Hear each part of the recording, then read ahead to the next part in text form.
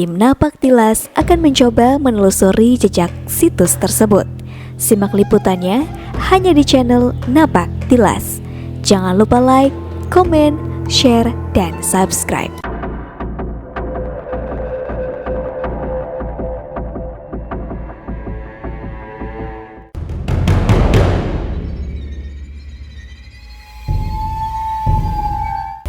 Baik sahabat Napak Tilas, selanjutnya saya berada di makam salah satu penyebar agama Islam zaman Mataram. Beliau dikenal dengan nama Mbah Buyut Rengse. Ya, Mbah Buyut Rengse, kalau nama aslinya Syekh Zakaria. Nah, kita bisa lihat di dalam.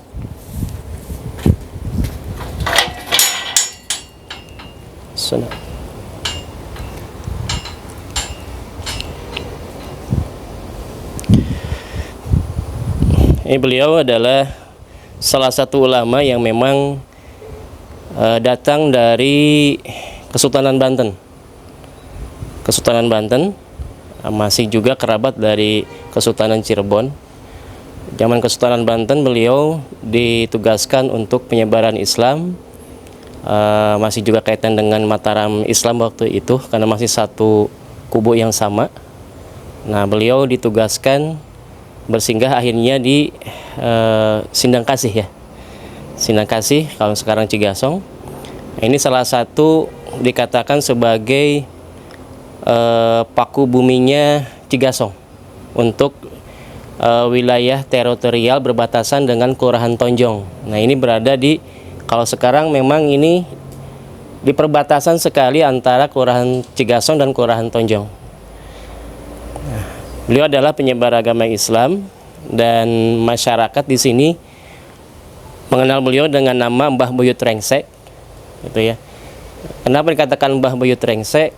Karena memang masyarakat dari dulu percayai beliau ketokohannya adalah ketika ada masyarakat yang punya masalah besar, baik itu hukum lain sebagainya yang sudah tidak bisa lagi dipecahkan secara zahir, secara tindakan lahiriah. Nah, ini dipercaya mereka masyarakat ziarah ke sini dan pada akhirnya mendapatkan masalah hukumnya itu atau apapun, akhirnya bisa berhenti atau bisa direngsekkan kalau bahasa Sunda, di stop. Entah bagaimana, tapi itu juga sebuah keyakinan masyarakat. Makanya beliau dikenal dengan Mbah Buyut Rengse. Jadi kalau ada orang-orang datang ke sini biasanya orang-orang bermasalah karena masalah besar. Itu yang kami dapatkan terkait kenapa beliau dikatakan sebagai Mbah Buyut Rengse.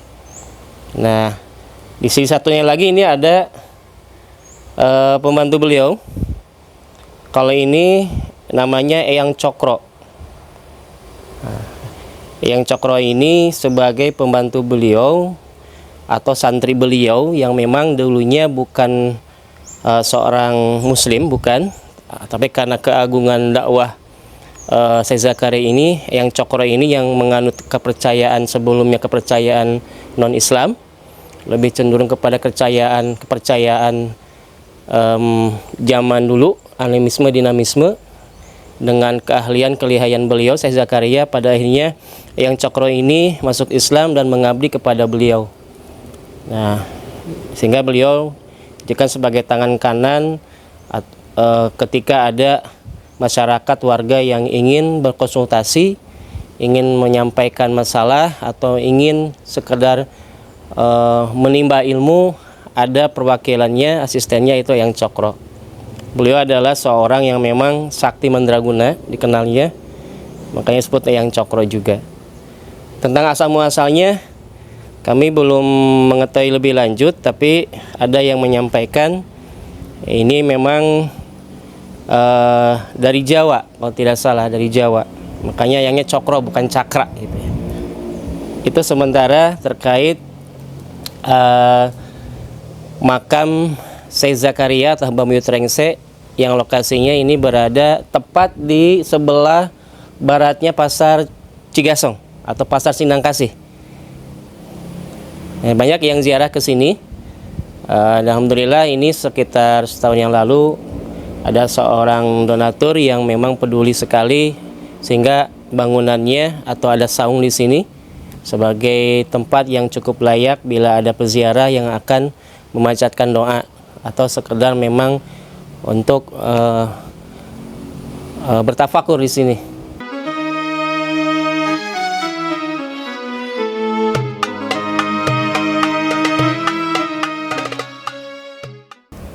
Ada yang dari luar Jawa juga ada, cuman memang karena ini kondisi tempatnya itu kegang sempit dan menjorok gitu ya, kurang diketahui oleh masyarakat.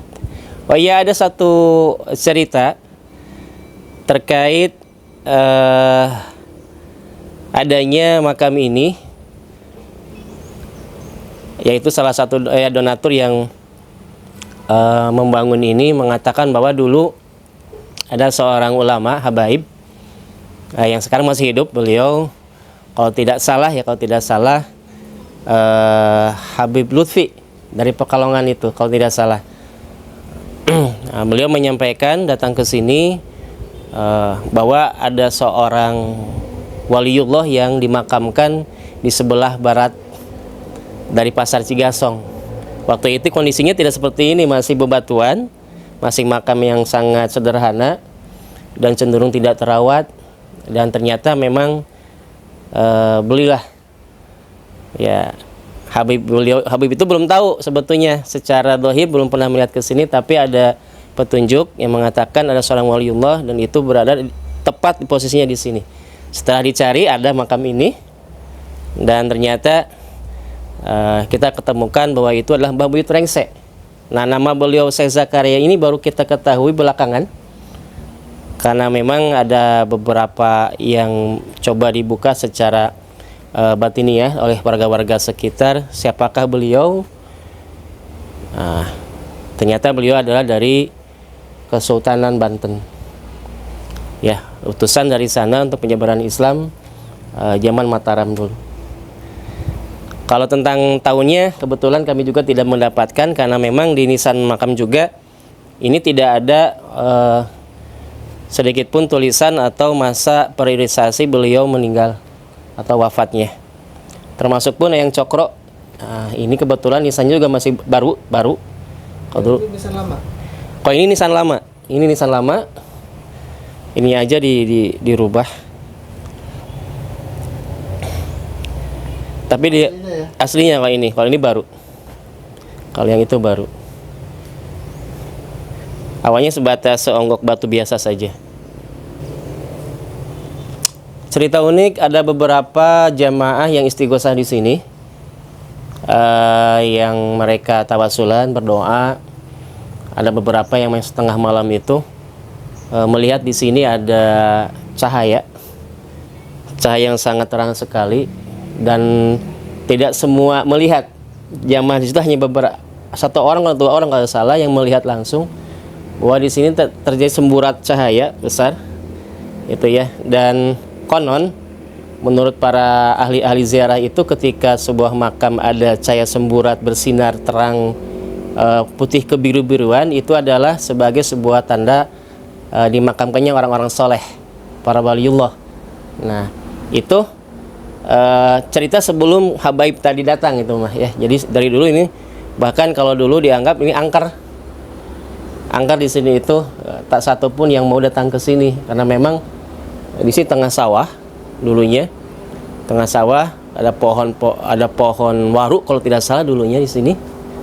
Nah, salah satunya secara tradisi kaitannya dengan Taung Poek, ketika masyarakat Cigasong mengadakan hajatan, nah itu biasa mereka setelah di Taung Poek ziarah itu terakhir di sini, Kang. Ya, sahabat Napak Tilas, terakhirnya mereka di sini sebagai ziarah panungtungannya. Nah, pertama ke sana ke Kaung Poek, kemudian terakhir di sini. Baru mereka mengadakan acara kegiatan yang diniatkan atau dibutuhkan oleh keluarganya. Nah, ini sebagai sebuah syarat kunci utama. Nah, cuman sekarang di zaman sekarang makam ini dilupakan oleh warga masyarakat karena satu mungkin karena ketidaktahuan, Kami pun mencari lokasi makam ini setelah bertanya kepada para sesepuh-sesepuh yang notabene sudah sisa-sisa saja bahwa di sini ada makam yang memang sebagai makam leluhurnya Cigasong tadi, paku buminya Cigasong.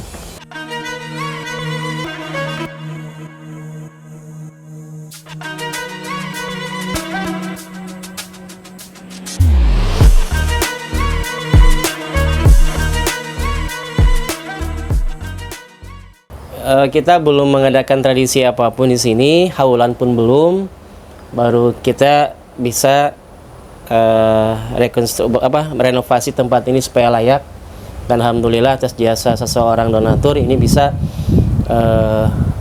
cukup nyaman di sini. Kita ada tempat wudu, kita juga ada tempat buat zikir berjamaah di sini. Dan memang kondisinya nanti dekat dengan jalan ya, jalan bundaran Cigasong yang sebelah utara dekat pasar Cigasong. Ini mudah aksesnya, hanya mungkin nanti masuk ke gang sempit di sini. Nah, bagi para sahabat Napak Tilas barangkali satu saat ingin mengetahui karuhun-karuhun atau leluhur-leluhur yang ada di Kelurahan Cigasong khususnya, ini bisa mengakses yang lebih mudah karena ini dekat sekali dengan jalan raya ya, jalan raya antara Tonjong Jatiwangi, lebih tepatnya di Kelurahan Tonjong.